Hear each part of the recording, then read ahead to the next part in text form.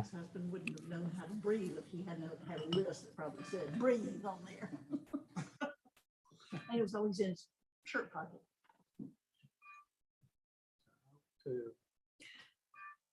Your church building's coming along pretty nicely. I saw Nathan and Andrea at lunch. Yeah. We both ate at that Greek place, the Kairos. I just came from there fixing a plumbing problem. Okay, it's 4 o'clock. We'll call the Town of Somerville Planning Commission for May 16th meeting to order. The first order of business is the approval of minutes from the meeting on March 21st, 2022.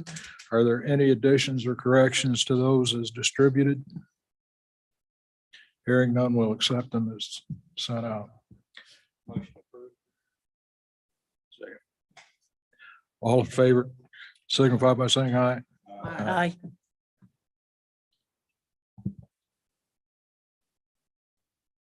All right. Public hearings. First is a request to rezone TMS numbers 136, 12, 04, 106, 911D Central Avenue, owned by Gary A. Sharpie, and 136, 12, 04, 108, 911B and C Central Avenue, owned by Leonard A. and Sylvia L. Holmes. 2 parcels totaling approximately 0.936 acres from GR5 General Residential to Neighborhood Business Council District 1. Do we know anything about this other than what was? Let me flip to the map for y'all. So as you see in the staff report, this area is shown as single family in our comprehensive plan. However, it is immediately adjacent to other neighborhood business properties. So as you can see from the exhibit, it's these 2 properties here that are currently accessed from Central Avenue through this property in front of them, which is 911 Central Avenue without, I guess, technically A. It's my understanding, I think that they are possibly looking to develop with some more neighborhood business in the rear to continue there's a small retail strip center here Right. in the front. This is not the property with the restaurant. No, sir. That's right on that corner. That's here on the corner. This is a little bit further down. This is adjacent to that self-storage facility. Little brick strip center. It Yeah, has like 3 units in it. Yeah. right. And the neighbor, Behind have you heard anything from any of the neighbors? We have not heard anything from anybody. I posted the sign as it says at the end of April, and I have not even received a phone call. So. And like I said, they are accessed from Central. You don't go through the neighborhood, and there would be a buffer requirement between these properties and the residential property. So. Okay. Don't see anyone else that's rushing to the fore to talk about this, so we'll close the public hearing and move on to the next one. Let me go back to the top for you, Jim. Hold on just a second.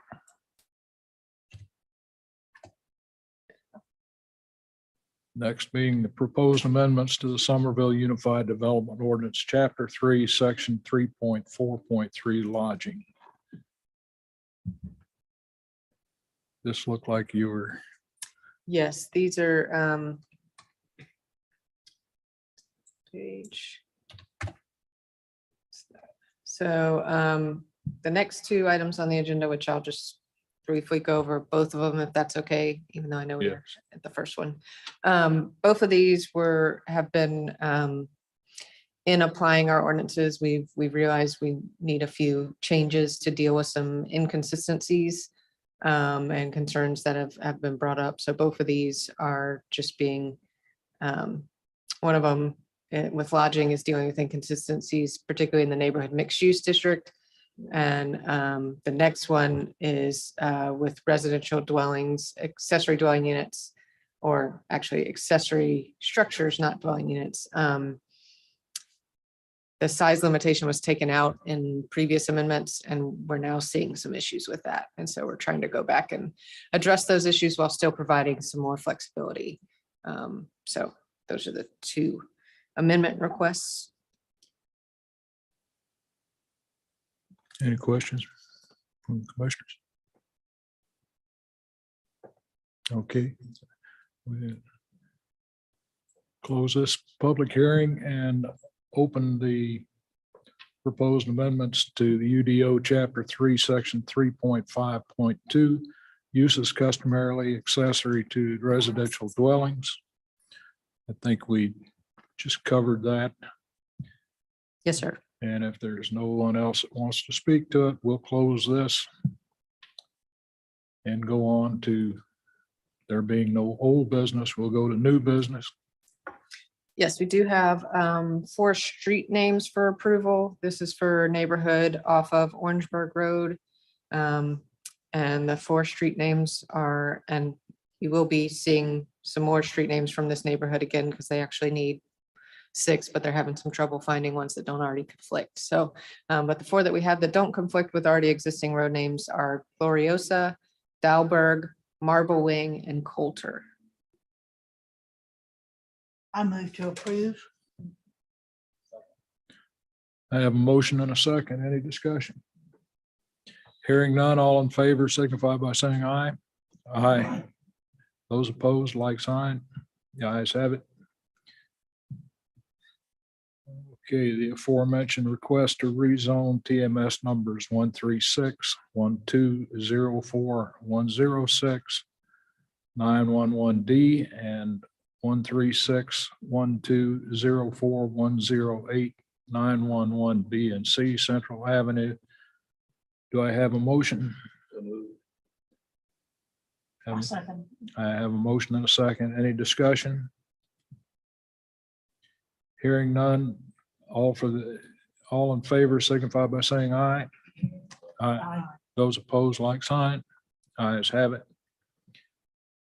All right, proposed amendments, Chapter 3, Section 3.4.3 lodging. Do you want me to actually go to those? Hold on just a second. All right. So I'll kind of briefly explain it some more. So like I said, we're not messing with the homestay bed and breakfast. That's staying the same. But under bed and breakfast inn, because that's only allowed in certain districts in the neighborhood mixed use,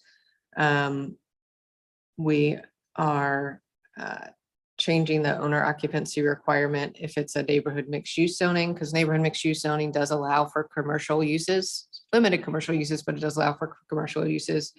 So we did have some discussions with the Planning and Development Committee of Council, and they kind of wanted us to base it off of what the surrounding uses were as to whether it needed to be owner occupied or whether it did not have to be owner occupied. And so this is staff's attempt to take that into consideration by saying for neighborhood mixed use properties, owner occupancy is dependent on the primary use of the structure and the primary use of the adjacent properties. If the primary use of the structure is residential and at least 50% of the adjacent properties have a primarily residential use, the requirement for owner occupancy applies. Owner occupancy is not required if the primary use of the structure is commercial and at least 50% of the adjacent properties have a primary commercial use. So that's the main change. And then for the rest, the other changes, we're just, rather than repeating, we're just referencing the section above like we did previously. And then for the inn previously, which is up to 24 rooms, it was actually permitted in neighborhood mixed use, which is interesting because, like I said, the other ones had conditions, whereas the inn did not. So what we were looking to do here is add conditions to allow an inn rather than just making it a permitted use. Because we feel like it's somewhat of an intense commercial use for neighborhood mixed use without these conditions. So the conditions listed deal with location. Facility shall be located at least 50 feet from the boundary of any residential use or district, and only one inn is permitted per lot. Manager's office ends with 11 or more units shall be required to have an on-site manager in the form of a resident manager, 24-hour desk service. An office for a manager shall be provided and shall be located near the entry to the residential hotel and have full view of the entry area. It does allow for meals to be served to guests other than those registered, provided it meets all other codes, because restaurants are already allowed in neighborhood mixed use zoning. Leasing of common areas for social events shall be allowed, provided the facility meets all applicable off-street parking requirements, complies with noise ordinance and all other provisions of the town code. The proposed use will be compatible with the character of the adjacent and nearby properties with regard to use, function, operation, hours of operation, time and amount of traffic generated, building size and setback, and parking availability. And then screening, such use must have existing or proposed screening or buffering in terms of type, dimensions, and characters to eliminate or reduce substantial adverse nuisance, site, or noise impacts on adjacent and nearby properties containing less intensive uses. So that's, and then here under the last change is under short-term rental, we did the same owner occupancy requirements for the neighborhood mixed use, where if it's surrounded by residential or surrounded by commercial uses. So that's, it looks like a lot of changes, but in reality, it's just because there's different sections that are very similar, it's repeating those changes. So the main change is the owner occupancy requirement in neighborhood mixed use areas. And then of course the inn conditions in neighborhood mixed use, which didn't exist before. Thank you. When you say or 24-hour desk service, Yes, ma'am. that'd be hard to do without someone there, wouldn't it? So I, because I assume that the intent is to have someone on premises. Correct. That's the intent, so that if there are issues with noise or complaints, there will always be someone there to deal with them. You could hire somebody that wouldn't have to live there. Just a practical question about like how staff responds to those things. Obviously, if I come in and apply today and I want to do one of these things, somebody from staff is going to go out there and count the residents versus the commercial usage, correct? And say, well, that's 50%. Yeah, so we would obviously do a site visit, and then we'd also have to pull up the probably the Dorchester County tax bills to see whether their tax is 6%, or if we have a business license on the adjacent property, that type of thing. But if it's mixed use and like the day after you do whatever you do, somebody changes the use of one of those adjacents, how do you handle something like that? So as long as the conditions, whatever the conditions are in the time it was approved is what would be noted in the application. If a resident chooses to locate next to somebody who's running that after the fact, that's their choice. It doesn't affect the already approved conditional use. Just had a question. Sorry, again. It is defined in the definitions at the end of the UDO. I don't have that in front of me. Here it doesn't appear.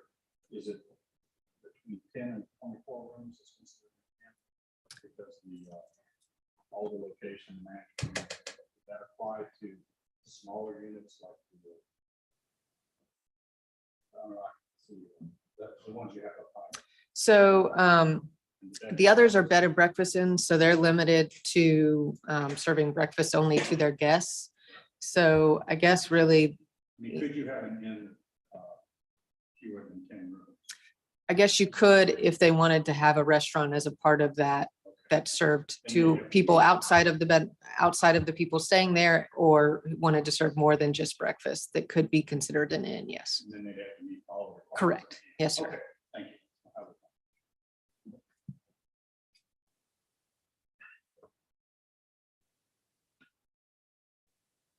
The, Motion to approve this.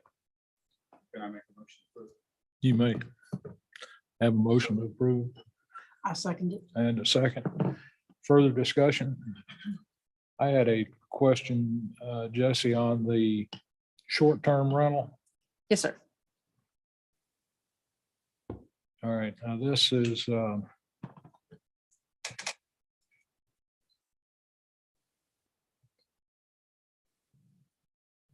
Does this actually regulate the things like the Airbnbs Yes, sir. or the vacation rental properties? So that would may prohibit somebody from renting their house out for 2 or 3 days and not being there. Is that And currently, we do prohibit, currently those conditions state that one of the owner occupancy requirements is that you have to be on site when you rent it out. So the main thing that's changing with the owner occupancy is if it is zone neighborhood mixed use and it's surrounded by primarily commercial properties, then you don't have to, it doesn't have to be owner occupancy. then you could essentially operate it as a motel sign, as Correct. long as you're licensed. Appropriately. Yes, sir. All right. Any further discussion? Hearing none, I'll call for the question. All in favor signify by saying aye. Aye. Those opposed, like sign. The ayes have it. I've got another bit of new business related to this.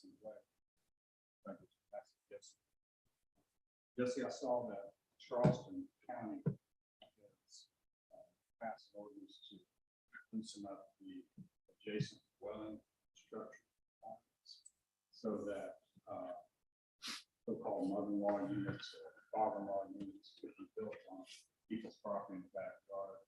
And the goal in Charleston, described in the newspaper article, was to increase the amount of affordable housing in Charleston County, and by allowing people to build a small apartment in their backyard that might not otherwise fit the current zoning requirements, changing zoning.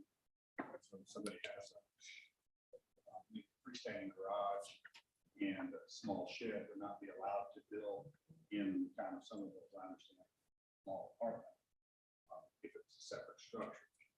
And in Charleston now, right now, they're allowing that if the purpose would be rental. Has the staff considered or looked at any of those kind of issues? So when we adopted the UDO, we actually made it easier to have an accessory dwelling unit than it previously was.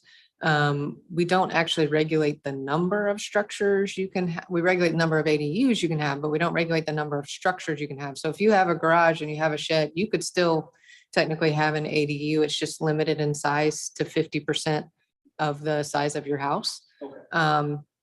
And you also, of course, have to meet impervious surface requirements. So if you have a lot of coverage on your lot, then you may not be able to meet it if there's too much impervious surface on your lot. That's obviously related to drainage and stormwater more than it is necessarily zoning. But we do allow accessory dwelling units. We allow up to 2 accessory dwelling units in GR2 zone property, and we allow 1 in GR5 zone property.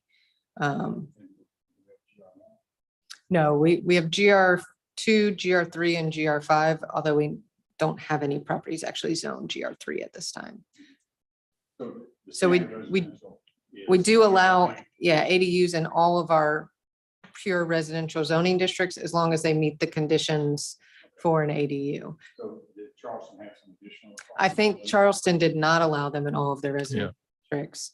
So I think, and we didn't previously, and that's why we made that change for the same reason that Charleston's making their change now.